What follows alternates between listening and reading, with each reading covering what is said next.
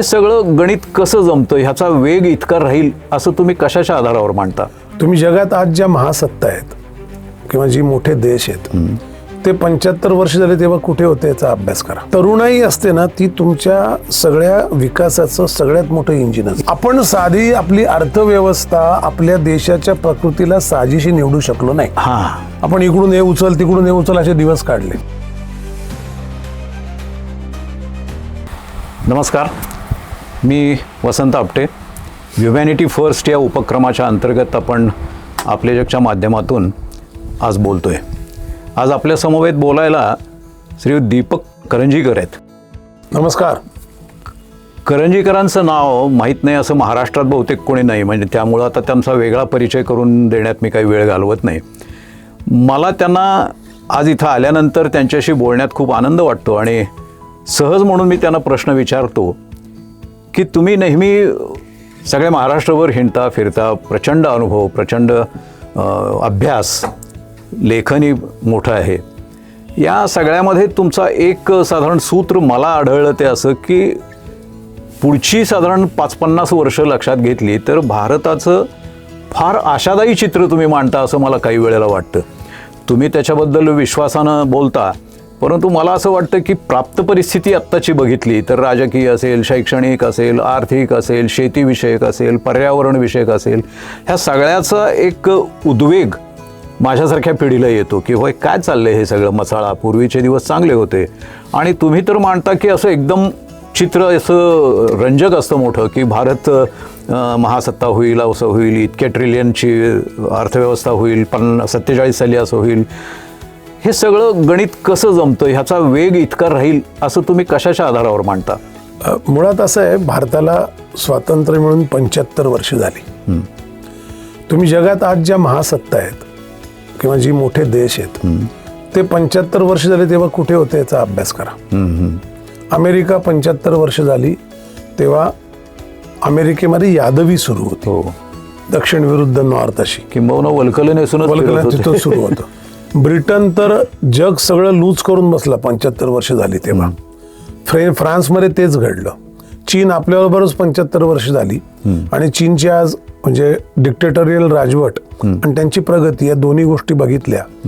मला असं वाटतं की भारत ही 145 कोटीचा देश आहे. म्हणजे जगाच्या साधारणपणे 1/5 लोकसंख्या आहे आणि तरुण होणारा देश आहे. म्हणजे जग आता वृद्ध होत चाललंय. ब्रिटनमध्ये 62% लोक सोशल सिक्युरिटीवर आहेत. अमेरिका वयस्कर होईल, चायना पण वयस्कर होतोय आणि भारत मात्र तरुण आहे. तर जेव्हा तरुणाई असते ना ती तुमच्या सगळ्या विकासाचं सगळ्यात मोठं इंजिन आहे. आता तरुणाईला जर काम नसेल, तरुणाई जर बेदरकार असेल, जर त्यांना दिशा नसेल तर तो सगळ्यात मोठा बॉम्ब खिशात घेऊन फिरल्यासारखा आहे. पण त्यांना दिशा असेल, कार्यक्रम असेल आणि जर खरोखर त्यांच्या लक्षात आलं की काहीतरी आपण इथे आपल्याला हवं ते करू शकतो तर त्याला एक दिशा देणारं सरकार लागतं. मी हे का म्हणतो, मी कुठल्या तरी पक्षाचं सरकार आहे म्हणून अजिबात म्हणत नाही. बरोबर. मी एक सोशिओ इकॉनॉमिस्ट आहे. मी असं बघितलं की 34 वर्षानंतर पहिल्यांदा एका पक्षाचं सरकार आलंय आणि गव्हर्नन्समध्ये याचा खूप मोठा फरक पडतो की एक धोरण सुरू राहतं. हे बघा, कुठली गोष्ट चूक बरोबर काळ ठरवतो, पण जे असतं ते इट हॅज टू फंक्शन. एक डिसफंक्शनिंग अनार्की 34 वर्ष चालली होती कारण युती सरकार, सगळे मिसळ, प्रत्येक जण आपला लचका तोडतंय. एक सरकार आल्यामुळे एक गोष्ट तर घडली की धोरणं जी चालली आहेत ती अखंड गेली 12 वर्ष चालली आहे. भले चुकीची असतील, चुकीची बरोबर हे काळ ठरवेल. मी अशा करता म्हणलो की तुम्ही जर आता आपल्याला आज तेवढा वेळ नाही पण मी मागच्या 75 वर्षाचा सगळा इतिहास मांडतो ना मग, आणि आपण त्याचा अगदी तटस्थपणे आढावा घेऊ. म्हणजे काय चूक काय, कारण काय बऱ्याच वेळेला ना मला नेहमी आता माझ्या मुलांची बोलताना म्हणतो आमच्याला फार बरं होतं. आपल्याला एक नॉस्टॅल्जिक ट्रॅप असतो. बरोबर. कारण आपल्याला जे येतं ना बदलाला आपल्याला तयार व्हायला वेळ लागतो आणि बदलाला तयार होण्यापेक्षा माझं चांगलं होतं हे व्हायलिन ऐकायला आपल्याला आवडतं. आता हे असंही झालंय का की पूर्वीच्या काळी बदल अतिशय कमी गतीनं होत होता, तो गेल्या 5-25 वर्षांमध्ये फार झपाट्यानं, त्याला आपली तयारी नाही. रिच आउट झालं ना सर. आता तुम्ही बघा, आपण पेपर वाचायचो, पुस्तकं वाचायचो, अमेरिकेतनं कुठल्या गोष्टी कधीतरी यायच्या त्या कळायच्या. आता मी इथे बसल्या बसल्या आता तुम्हाला सांगतोय ट्रम्पचं काय चाललंय. म्हणजे हा जो एक जी टाइम विंडो कोलॅप्स झाली ना, तिने पण तुम्हाला एक्सपोज केलं ना, जवळ आणला हा एक भाग झाला, दुसरं एक्सपोज झाले, you are watch by everybody every time. त्यामुळे टेक्नॉलॉजीमुळे काय झालं, हे जे बदल झाले, म्हणजे माणूस ते म्हणतात ना की चालत होता काही 1000 वर्ष, मग नंतर घोड्यावर त्यानंतर काही 1000 वर्ष आला, मग नंतर गाडीत आला 500 वर्षांनी, 200-300 वर्षांनी, मग 100 वर्षांनी विमानाच्या वेगाने जायला लागला. आणि हे मागच्या 15-20 वर्षात तर जे घडलं ते इतकं अनाकलनीय आहे की आपण अजून पुढच्या 10 वर्षात चंद्रावर उतरू. माझा एक प्रश्न यामध्ये असा की तुम्ही जे वर्णन करताय ना, इथं बसून आज आपण ट्रम्पशी काय करतो सांगू शकतो, एवढी गती वाढली, टेक्नॉलॉजी वाढली वगैरे, तर ही सगळी शहरामध्ये किंवा तरुण पिढीमध्ये किंवा काही मर्यादित भागामध्येच ती आहे, आणि बाकीचा आपला देश मात्र अजूनही मागं पडतोय सगळ्या ग्रामीण भागामध्ये. शेतकरी किंवा अडाणी किंवा हे गुंडगिरी वगैरे वगैरे यामध्येच तो गुंतून पडलाय. तर आपली बहुसंख्या अशी जर गुंतून कुठतरी पडली असेल तर त्याला ह्या मुख्य प्रवाहामध्ये पुन्हा आणायचा हा एक कसं काय आणू शकतो? टेक्नॉलॉजी ग्रामीण भागात सुद्धा आहे. भारतामध्ये 112 कोटी मोबाईल आहेत, ते काही शहरातल्या लोकांकडे नाही, असं नाही आहे. त्यामुळे टेक्नॉलॉजी काय असतं मी तुम्हाला सांगतो. भारत आणि इंडिया असं का झालं, बरोबर, ब्रिटिश गेला, तेच म्हणायचं ती काय धोरणं होती त्याचा विचार केला तुमच्या लक्षात येईल. का नाही आपण ग्रामीण भाग शहराकडे आणू शकलो ते पण सांगा ना.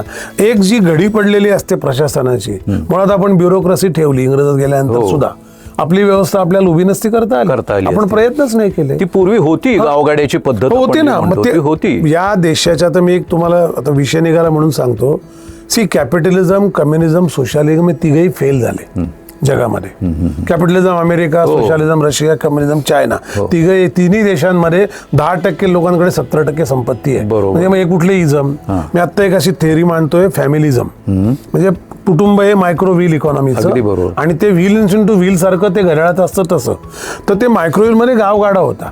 आपण साधी आपली अर्थव्यवस्था आपल्या देशाच्या प्रकृतीला साजीशी निवडू शकलो नाही. आपण इकडून हे उचल तिकडून हे उचल असे दिवस काढले. त्यामुळे तुम्ही आत्ता जे बघताय हा काहीतरी कुठल्या तरी धोरणांचा परिपाक आहे. पण म्हणून हे बेकार ते बेकार केलं असं म्हणण्यात अर्थ नाही. मला आत्ता काय करता येईल, माझ्या नशिबाने किंवा दुर्दैवाने किंवा सुदैवाने काही म्हणा, प्रत्येकाचं परसेप्शन प्रमाणे एक हत्ती झोपलेला आहे, प्रचंड महाकाय असा हत्ती झोपलेला आहे. मला त्याला उठून चालायला लावायचं आहे. मी असं नाही करणार नाही की आता झोपला तर कसं काय उठवायचं, हत्ती कसं काय उठेल, मला झेपेल का, त्याला ऐकू येईल का, पण मला ते करावे लागेल प्रयत्न, त्याला टोचायला लागेल, त्याला उभं करायला लागेल. आता ते करताना जे आळोखे पिळोखे देईल, जो त्यातनं स्ट्रेस तयार होईल, त्यातनं तुम्ही जे प्रश्न जात आहेत की सगळं इकडे बदललं नाही इकडे, अरे नाही झालं. शरद जोशींनी आपलं आयुष्य दिलं भारत आणि विरुद्ध इंडिया हे करताना. सारे शेतीमालाला आपले राज्यकर्ते भाव देऊ शकले नाहीत. त्यामुळे गांधींनी खेड्याकडे सांगितलं, कोणी गांधींचं ऐकलं नाही.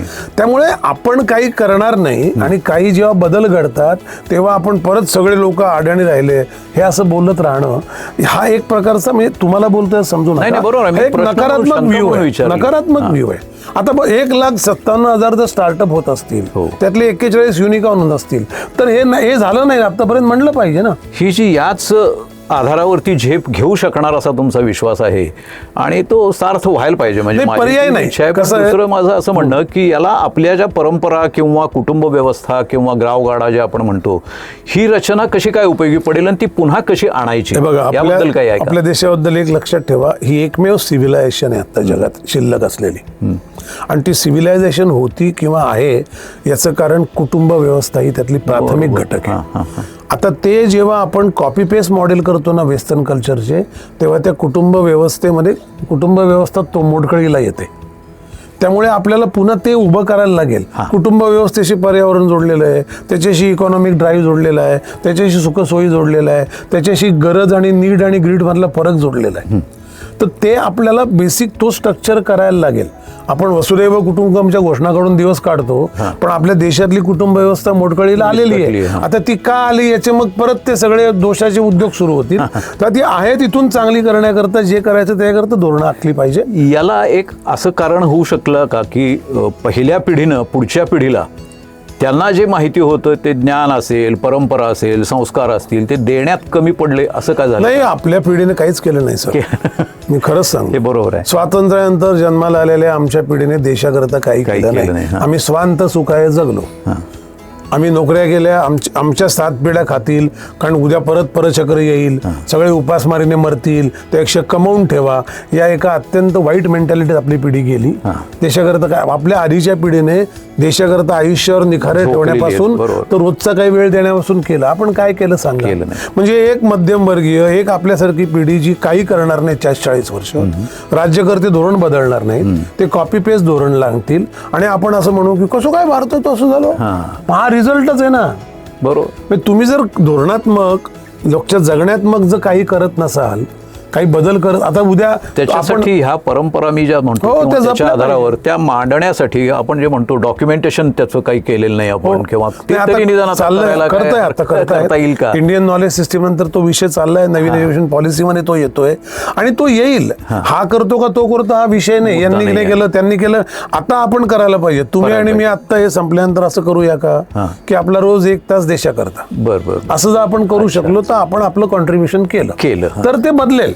तर पुढचे मग आपण असं नाही, मग तुम्ही 2 प्रकारे पोझिशन घेऊ शकता ना. एक असं काठावर बसून पाणी बेकार आहे, गडुळे काय सगळं घाण करतात लोक, हे करतात, असं काठावर बसून बोलायचं. आपण उडी मारायची, तुरटी घ्यायची, आपल्यापुरतं पाणी स्वच्छ करायचं, ते घाण होणार नाही याचे प्रयत्न करायचे.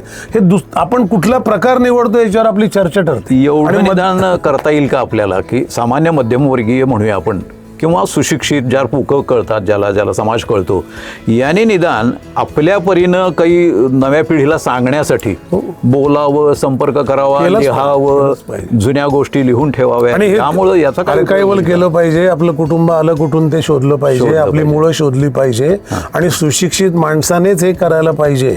सुशिक्षित माणसाला मला हे माहीत नाही या अज्ञानात मरायची परवानगी नाही.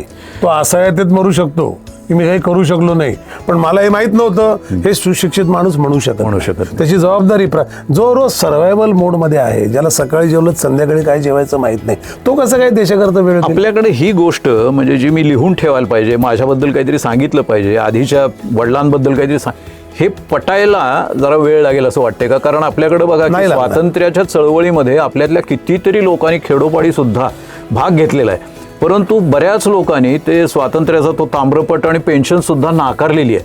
आणि त्यामुळे झालं असं की तुम्ही काही केलंच नाही.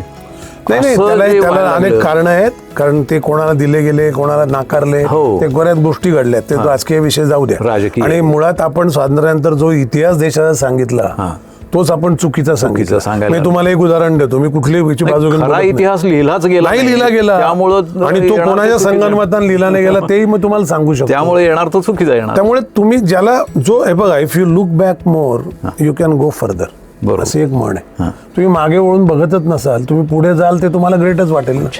त्यामुळे आपण ते केलं पाहिजे.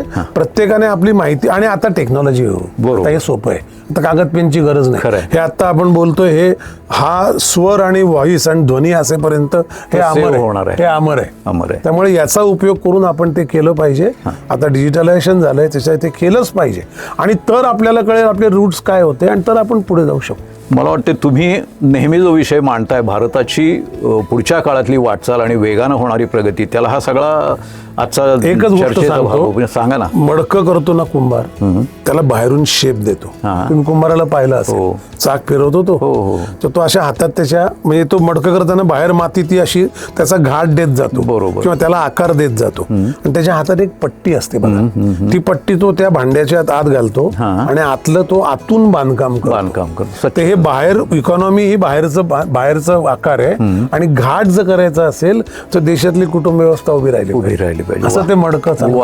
मला वाटतं एवढ्या आधारावर आपण नक्कीच तुमच्या आशावादातला जो भारत आहे तो एक 50 वर्षामध्ये निश्चितपणानं दिसेल, 21 वर्षांनी दिसेल, आधी दिसेल.